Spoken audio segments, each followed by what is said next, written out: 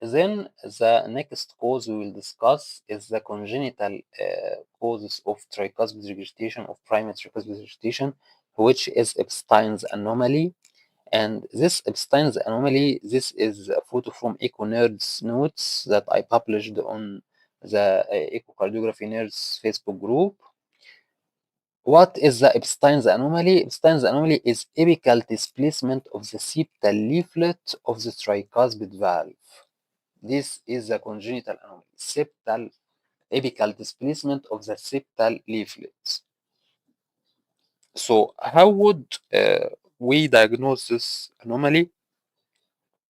First of all, we will look at the septal leaflet and we will notice that the leaflet is very apically displaced. Normally, the septal leaflet of the tricuspid valve is higher in position or more apically displaced. This is a normal finding, but within normal range.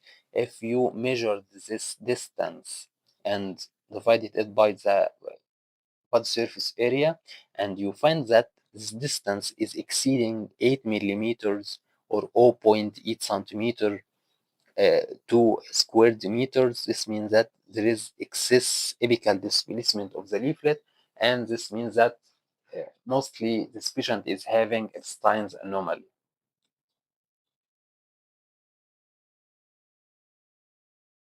And the second component of this anomaly is that the anterior leaflet will look redundant, sail-like, the sail of the boat.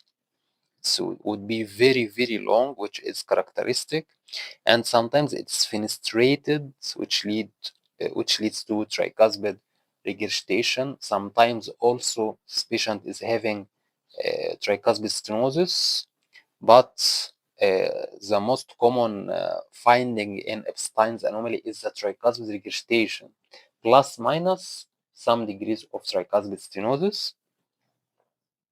We can appreciate also the changes in the chambers of the right side. This part, which is usually in normal patients, is part of the RV. Here, we will call it atrialized RV because actually it will become part of the right atrium because the whole valve is displaced upward and the coaptation is displaced upward towards the apex. So this part of the RV now is part of the right atrium. So we call it atrialized RV, and the RV, actual RV, would be very small, and we call it small functional right ventricle. And there is also a common association with this Ebstein's anomaly, which is the presence of ASD or patent foramen ovale, atrial septal defect or patent foramen ovale. And due to the severe regurgitation, which is usually directed towards the septum, and due to the elevated pressures, chronic elevation of pressures in the right side due to this chronic volume overload, usually the shunts, those patients are having shunts with flow from the right side to the left side, which we call reversed shunts, because we are having chronic volume overload, which would lead to elevation of the pressures on the right side and will lead to reversed shunts from the right to the left. So patients with Ebstein's anomaly may be cyanotic due to these reversed shunts. And this an example of what we illustrated before. This is the apical displacement of the septal leaflet. This is the sailboat elongated anterior leaflet. This is a small functional RV. This is the atrialized RV. This is the normal right atrium. And we also have to look for the PFO or ASD if it is present.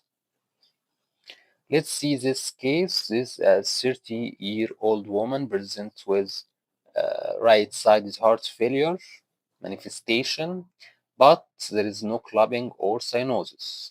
She has had a murmur since childhood and recently complained of fatigue and ankle edema. On admission, she developed a wide complex tachycardia, which is a very common association with patients in patients with Ebstein's anomaly, the presence of life-threatening wide complex tachycardia. So there is a high risk of sudden cardiac death in those patients, and usually they may need ICD implantation. And she required immediate cardioversion due to this wide complex tachycardia, which was ventricular tachycardia. Here, let's explain this view. We are having dilated large RV, but the characteristic here is the tricuspid valve is apically displaced. We see a lot of patients with dilated RV more than the LV, but this is very characteristic. The septal leaflet is apically displaced, and if we measure the distance between this mitral valve and this tricuspid valve and divided it by the body surface area, sure it would exceed the 8 millimeter per square meters. And you can also see that the anterior leaflet is very elongated, sail-like shape, and this is the atrialized RV because this is the whole part we would call as right atrium, and this small functional RV.